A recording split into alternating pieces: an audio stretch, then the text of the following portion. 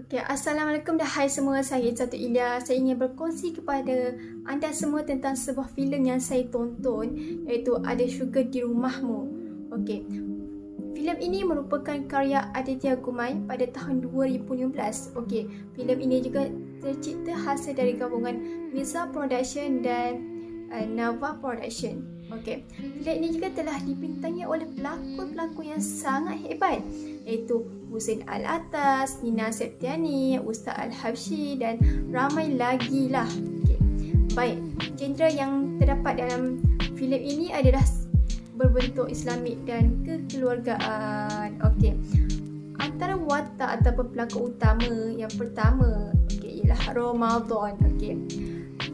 Ramadan ni tentang seorang anak yang pada waktu kecil ni yang sangat nakal, akan tetapi seorang yang patuh dan taat kepada kedua ibu bapanya. Okey. Watak kedua yang saya ingin kongsikan pula ialah mengisahkan tentang Naila, seorang anak yang taat juga kepada bapanya. Dan Naila tiada ibu dan Naila juga mempunyai perasaan suka terhadap Ramadan pada waktu kecil hinggalah besar. Okey. Bukan itu saja,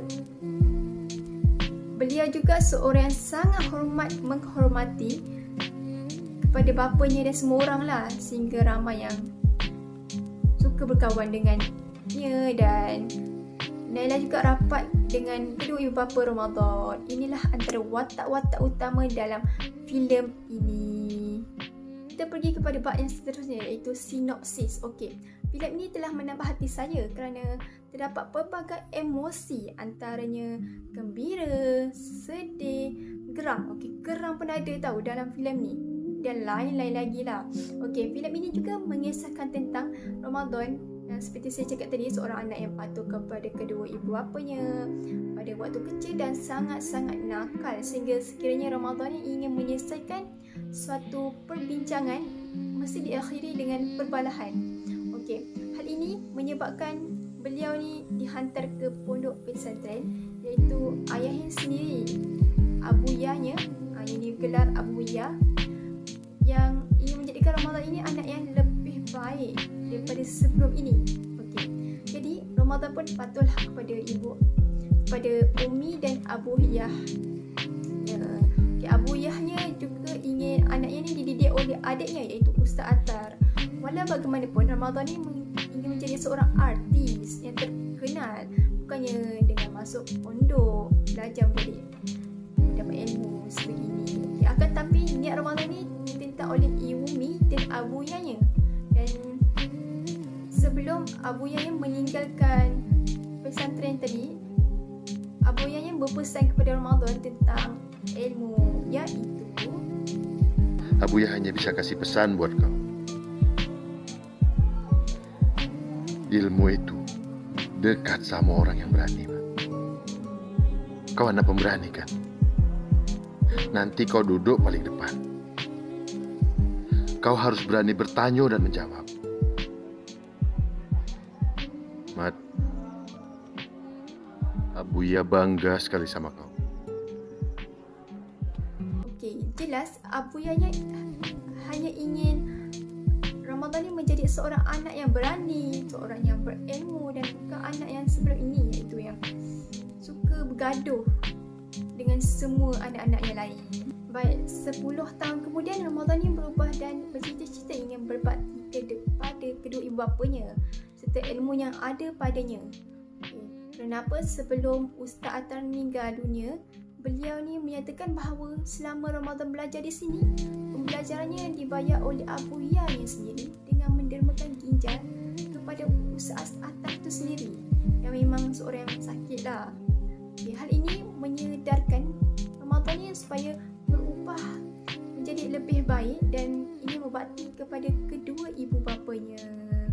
Okey, nilai kebaikan yang terdapat dalam filem ini adalah kejujuran. Okey, sifat kejujuran ini yang ada pada Ramadan amat meruntuh hati saya sebagai seorang penonton. Okey, hal ini demikian kerana Ramadan dan sahabatnya, iaitu Agus dan ada dua orang lagi, yang keluar secara senyap-senyap ketika waktu malam, dan peristiwa itu kantoi oleh Ustaz Nito. Okay. sifat jujur ni jelas bahawa ketika ustaz ni bertanya kepada Ramadan serta kawan-kawannya ke mana mereka pergi pada waktu malam itu, dan Ramadan pun jujurlah cakap Ramadan pergi mendengar ceramah di warung Pak Kumis. Yang kedua orang kawannya lagi tu pergi pula menonton hiburan. Okey.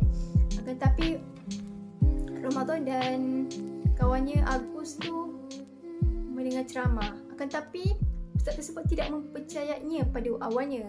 Okey, bagi pendapat saya, sifat jujur ini amatlah wajar yang diterapkan dalam semua orang agar seseorang itu bukannya menipu walau apa yang dikatakan itu maksudnya dia benar. Walaupun apa yang kita kata itu pahit, akan tapi dia benar. Berbanding kita berbohong, akan tapi kita mendapat dosa. Okey. Selain itu, sifat hormat menghormati merupakan salah satu nilai yang perlu dijunjung tinggi dalam bermasyarakat. Okey. Misalnya Naila yang merupakan seorang yang sangat hormat menghormati kepada semua orang yang menyebabkan ramai yang suka berkawan dengannya. Okey.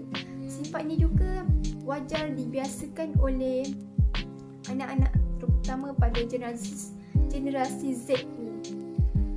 Iaitu waktu kecil lah. Kata pepatah, melentur buluh biarlah dari rebungnya. Okey. Seterusnya ialah baik hati. Okey, sifat ini sangat tersentuh jugalah. Sebab kenapa? Sifat ini ada pada seorang peniaga ataupun penjual daging yang suka mendengar ceramah oleh Ustaz Ramadan. Itu Ramadan lah waktu kecil.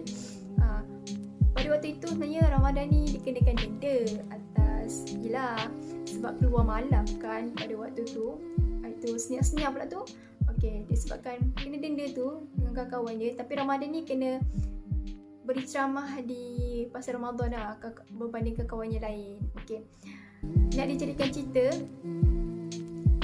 seorang itu je yang suka mendengar dan lain-lain. Sebab kenapa? Ada seorang tu tak suka mendengar ceramah apa yang dikatakan oleh Ustaz Ramadan tu.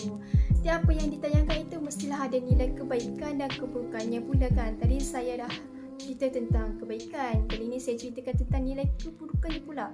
Okey, jelas kat sini nilai keburukan yang ada pada filem ini ialah sikap sombong. Okey. Kenapa saya cakap sombong? Sebab ada seorang lelaki ni dia kaki mabuk jugalah. Dia tak dapat terima teguran daripada Ustaz Ramadan ni. Sebab kenapa? Kejadian ini terjadi apabila Ustaz Ramadan ni menyampaikan ceramahnya di sebuah masjid. Okay, pada ketika itu lelaki ni datang dalam keadaan mabuk dan marah jugalah, dan tiba-tiba dia masuk dalam masjid, lepas tu acukan pisau tu kepada Ramadan tu. Kerana apa? Dia terasa apa yang disampaikan oleh Ramadan, dan dia kata kepada Ustaz Ramadan tu sendiri, kamu sendiri saya ke? Dalam bahasa India lah. Okey. Macam gitulah, lebih kurang begitu. Okey. Dan kejadian ini menyebabkan semua orang ni keluar dan ceramah tu terhenti di situ saja, dan mereka ni semua keluarlah daripada masjid. Okey. Bukannya apa, sebab mereka semua tak naklah berlakunya pertumpahan darah ataupun perbalahan dan sebagainya lah. Okey, jelas dekat sini sifat ni wajar untuk dijauhkan oleh kita sebagai umat Islam dan semua orang lah. Kerana apa? Kerana kita ni kena bersifat terbuka terhadap nasihat yang orang berikan kepada kita semua ni. Sebab kenapa? Sebab hati kita ni akan mati tanpa sebuah nasihat. Okey, pengajaran yang terdapat dalam filem ini ialah kita sebagai seorang anak hendaklah patuh dan taat kepada kedua ibu bapa kita. Kerana apa? Mereka merupakan syurga kita. Sebab itulah filem ini dinamakan Ada Syurga di Rumahmu, iaitu tentang kedua ibu bapa kita lah. Mereka ni merupakan syurga yang paling dekat dengan kita. Macam senanglah nak dapat dengan kita patuh kepada kedua ibu bapa. Okey. Jadi seperti Ramadan yang patuh kepada kedua ibu bapanya, di mana ketika Ramadan yang telah sampai ke Jakarta dengan kawan-kawannya tanpa pengetahuan ibu bapanya, ketika nak audisi kan, kata macam tu, untuk menjadi seorang artis Akan tapi ni Ramadan ni berpatah balik pada hari kejadian tu. Dia berpatah balik ke mana? Ke rumahnya. Kerana dia memikirkan bahawa dia tidak dapat restu daripada mak ayah dia. Dan dia pergi ke Jakarta pun secara senyap-senyap juga, tanpa pengetahuan Umi dan Abu Yani lah. Jadinya dia berfikirlah kedua ibu bapanya ni macam tak membenarkan, macam tak ada restu. Jadinya dia patah balik. Okay, kat sini kita sebagai seorang anak ni hendaklah meminta restu dan izin kepada ibu bapa kita setiap apa yang kita lakukan. Bila memang amat sukar untuk kita menerimanya, akan tapi ia amat baik pada pengakhirannya. Okey, kerana apa? Kerana redha Allah itu terletak pada redha ibu bapa. Okey, baik, itu saja yang saya dapat kongsikan kepada anda semua. Okey, kita pergi kepada review pula. Okey, siapa yang ingin menonton filem Islamik dan tentang kekeluargaan, bolehlah menonton filem ini. Apabila saya nak cakap sikit lah, bila saya menonton filem ni, tanpa saya sedar, air mata saya sebenarnya jatuh. Okey, automatik macam air mata saya macam jatuh.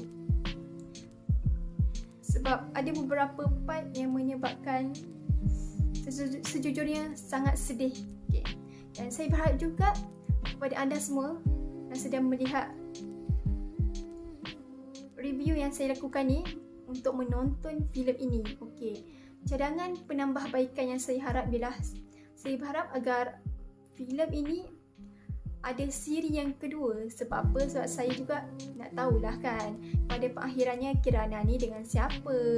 Sebabnya dalam pada yang sama ni, Kirana ni suka dengan Ramadan dan Naila juga suka dengan Ramadan. Jadinya siapa yang berada di dalam hati Ramadan yang sebenarnya? Kira macam dua-dua suka. Macam Ramadan macam nak pilih siapa lah. Lebih kurang macam tu. Okay. Jadi dalam filem ni juga ada scene yang kegemaran yang saya sangat minat lah, di mana Ramadan ni sedang berborak dengan uminya, dan pada waktu itu ada sebuah panggilan iaitu Ramadan ni dijemput menjadi seorang penceramah bebas di stesen TV. Pak Nisan macam saya terharulah kerana apa? Niatnya ingin menjadi seorang yang terkenal, makbul, akan tapi dengan jalan ceritanya amat cantik yang agak menarik. Maksudnya di sini dia menjadi penceramah bebas, bukannya seorang artis yang terkenal. Maksudnya Ramadan ni terkenal dengan seorang yang berilmu lah. Dan boleh nampak lah, ini juga disebabkan mendapat restu dan redha ibu bapanya. Kerana apa? Menjadi seorang ustaz, bukannya seorang artis. Okay, akhir kata saya bagi berapa bintang lah saya nak bagi? Okay, saya bagi 10/10 lah. Okay, kerana filem ini mengisahkan tentang kekeluargaan yang saya sangat suka lah, dan saya juga jatuh cinta dengan watak Ramadan dan kawan-kawan dia yang sentiasa support Ramadan. Tentang Ramadan ni sebab anak yang taat dan patuh kepada kedua bapanya. Okey, sampai itu saja yang saya dapat kongsikan kepada anda semua. Jadinya, sekiranya anda semua ingin mengetahui kisah ini ataupun cerita ini dengan lebih mendalam lagi, ialah kan, apa yang saya cerita ni tidak semua apa yang saya tonton, kerana saya juga ingin anda semua menonton filem ini. Okey, itu saja. Baik, Assalamualaikum semua. Bye.